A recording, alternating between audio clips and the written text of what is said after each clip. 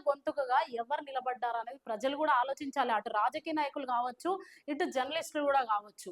Cockroach Janata పార్టీని వ్యంగ్యంగా ఎవరైతే ఇప్పటికి కూడా మాట్లాడుతున్నారో, సో వాళ్ళందరికీ కూడా ఒక్కటే మేము చెప్పాలనుకునేది, అటు బీజేపీకైనా, కాంగ్రెస్‌కైనా అవకతవకలు జరిగినప్పుడు మీరెందుకు మాట్లాడలేకపోతున్నారు?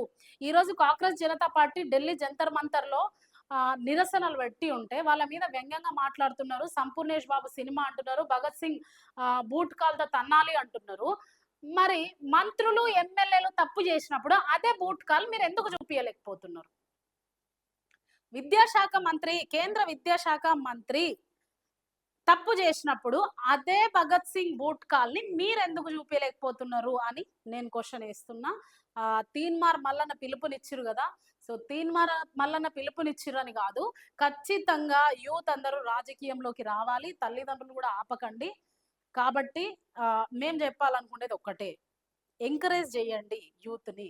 అంతేగాని డిస్కరేజ్ మాత్రం చేయొద్దు. కొంతమంది అంటున్నారు వాళ్ళు పాకిస్తానీయులు, వాళ్ళ స్వార్థానికి పుట్టుకొచ్చింది ఈ కాక్రోచ్ పార్టీ అని జెప్పేసి ఏమేమో మాట్లాడుతున్నారు.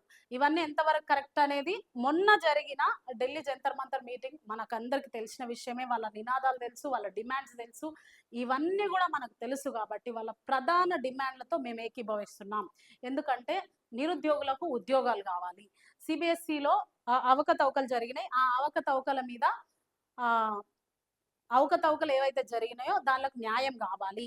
నీట్ పేపర్ లీకేజీ పైన మాకు న్యాయం గావాలి.